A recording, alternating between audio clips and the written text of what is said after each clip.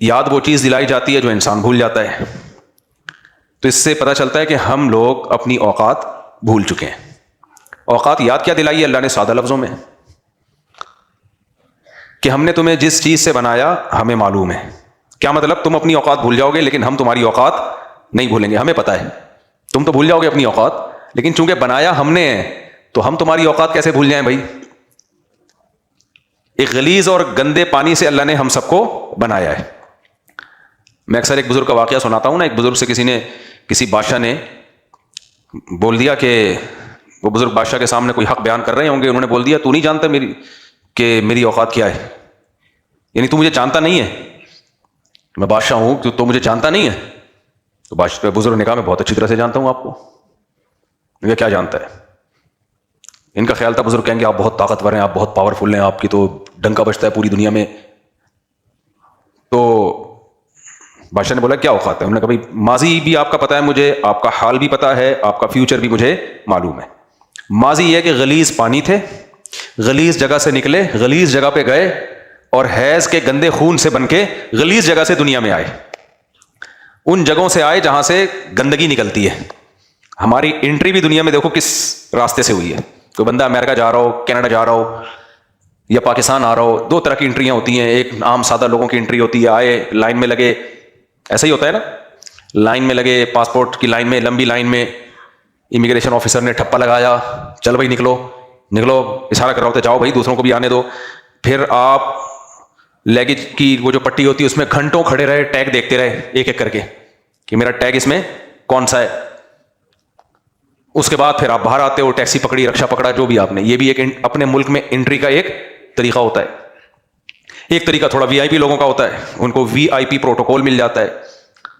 جہاز سے اترتے ہیں اور ان کو لائن میں نہیں لگنے دیا جاتا، ان کے لیے امیگریشن آفیسر الگ سے آ کے ایک بیٹھتا ہے، وہ لائن سے ہٹ کے آتے ہیں وغیرہ وغیرہ. ایک بندہ ان کا لیگیج پہلے سے لے کے کھڑا ہوا ہوتا ہے. اور ایک وی آئی پی طریقہ ہوتا ہے، گاڑی آتی ہے جہاز کے باہر لگتی ہے، آپ اسی گاڑی میں بیٹھتے ہیں، الگ سے امیگریشن کے لیے آپ کو. میں جب افریقہ گیا تو ہمارے دوستوں نے بڑا پروٹوکول دیا، اللہ ان کو جزائے خیر دے. تو میرے ساتھ جہاز میں عیسائی مشنری کا کوئی بندہ تھا جو مجھے عیسائیت کے بارے میں کچھ ٹھش پش کر رہا تھا انگلش میں. خیر میں سمجھ گیا کہ یہ میرے پہ ڈورے ڈالنے پہ لگا ہوا ہے. میں نے کہا بھائی صاحب، میں نے بھی کچھ اشکالات کر دیے اور میں نے بتایا کہ ہم عیسیٰ ابن مریم کو آپ سے زیادہ چاہتے بھی ہیں اور ان کو فالو بھی کرتے ہیں. سمجھتے ہیں؟ میں نے کہا کہ عیسیٰ ابن مریم حضرت مسیح علیہ السلام کو ہم زیادہ مانتے ہیں، ان کی تعلیمات کو ہم زیادہ فالو کرتے ہیں، آپ نہیں کرتے، ہم کرتے ہیں زیادہ. کیا کروں، واقعات سے واقعات اتنے نکل رہے ہوتے ہیں. حضرت مسیح علیہ السلام بغیر داڑھی کے تھے یا داڑھی کے ساتھ تھے؟ داڑھی کے ساتھ تھے. تو داڑیاں کون رکھتا ہے؟ گورے رکھتے ہیں، مسلمان رکھتے ہیں، مسلمان رکھتے ہیں. مسیح علیہ الصلاۃ والسلام شراب کو حلال سمجھتے تھے، حرام سمجھتے تھے. تو آج کل شراب کس کلچر میں، کس قوم میں سب سے کم ہے؟ مسلمانوں میں کم ہے، عیسائیوں میں تو بہت ہے. ایک ایک چیز کو اگر ہم گننا شروع کر دیں نا تو خود مسیحی لوگ مانیں گے کہ یار ہمارے پیغمبر کی تعلیمات کو یہ زیادہ فالو کرتے ہیں. خیر تو اس نے میرا نمبر لے لیا، اس کو اندازہ ہو گیا کہ یہ بھی کوئی اسکالر ہیں، یہ بھی. میں نے کہا آپ کیوں جا رہے ہیں؟ اس نے کہا مسیحیت کی تبلیغ کے لیے. اس نے کہا آپ کیوں جا رہے ہیں؟ میں نے کہا اسلام کی تبلیغ کے لیے. تو اس نے بولا کہ یار اس بندے پہ تھوڑے سے ڈورے ڈالنے چاہیے، اس بندے کو کنٹرول میں لینا چاہیے. اور میں نے پہلے اندازہ لگا لیا کہ اس کے کنٹرول میں مجھے نہیں آنا چاہیے.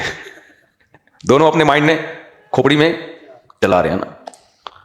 تو ہم اس نے جب اترا ہے نا وہ ایئرپورٹ پہ، تو اس کا خیال تھا میں ایئرپورٹ پہ اترنے کے بعد نمبر لوں گا. ہمارے دوستوں نے اللہ ان کو جزائے خیر دے میرے لیے وی آئی پی پروٹوکول کرایا ہوا تھا. تو جہاز کے پاس ہی گاڑی آئی ہے، ہمیں بٹھا کے الگ سے سائڈ سے لے گئی. وہ دیکھتا ہی رہ گیا کہ بندہ مارکیٹ سے شارٹ گیا کہاں بندہ، کیونکہ میں اکیلا ہی تھا جس کو وہاں ہمارے میزبانوں نے اللہ ان کو برکت دے. تو وہ انہوں نے ویسا وی آئی پی پروٹوکول کہ ہم تو امیگریشن میں الگ ہی گئے نا، پاسپورٹ کے لیے الگ کاؤنٹر، الگ ٹپا لگا چلے گئے. اچھا اس پہ جو پاکستانی لوگ ٹیڑھی آنکھوں سے دیکھ رہے ہوتے ہیں یہ مولوی کے ساتھ ایسا کیوں ہو رہا ہے، تو بھائی یہ میں نہیں کر رہا ہوتا، جو میزبان بلاتے ہیں بعض دفعہ وہ پروٹوکول دے دیتے ہیں میرے کہے بغیر. میری طرف سے نہیں ہوتا کہ مجھے پروٹوکول چاہیے، انہوں نے دے دیا تو میں منع تھوڑی کر سکتا ہوں. بعض دفعہ سعودی عرب میں بھی ایسا ہی ہو جاتا ہے. اب کوئی میزبان لوگ تگڑے ہوتے ہیں، وہ وی آئی پی پروٹوکول دلوا دیتے ہیں، تو پھر وہ مجھے شرم خود آ رہی ہوتی ہے. ہمارے پاکستانی لائن میں لگے ہم سائڈ سے جا رہے ہوتے ہیں، مجھے خود شرم آ رہی ہوتی ہے، لیکن میں ان کو منع کروں تو یہ بد اخلاقی ہوتی ہے. خیر تو انٹری کے مختلف طریقے ہوتے ہیں دنیا میں. اس میں سب سے اہم ترین طریقہ یہ کہ کس راستے سے آپ کی انٹری اور ایگزٹ کس راستے سے آپ انٹری کر رہے ہیں. یہ اس کا پروٹوکول میں بہت بڑا دخل ہے یا نہیں ہے؟ بزنس کلاس جہاز میں نا اس کی لائن ہی الگ ہوتی ہے. اس لائن میں کھڑا ہوا آدمی دوسروں کو دیکھ رہا ہوتا ہے اور کالر کو یوں کر رہا ہوتا ہے کہ میری لائن الگ ہے, تمہاری لائن الگ ہے. تو کس وے سے آپ کی انٹری ہوئی ہے اس کا بھی عزت اور پروٹوکول سے بڑا گہرا تعلق ہے. ہماری اور آپ کی جو دنیا میں انٹری ہوئی ہے نا, کسی کو بتانے کے قابل, بولو, کسی کو بتا نہیں سکتے. کیا خیال؟ ان راستوں سے میری اور آپ کی انٹری ہوئی ہے جہاں سے ہمیشہ گند ہی نکلتا ہے, جہاں سے ہمیشہ گند نکلتا ہے. بنے بھی گند سے, نکلے بھی گندے راستے سے, اور پیٹ میں بھی ہر وقت گند. وہ بزرگ کا میں واقعہ سنا رہا تھا نا, ان بزرگ نے بادشاہ سے کہا تمہارا ماضی یہ تھا کہ گند تھے, غلاظت تھے, حال یہ ہے.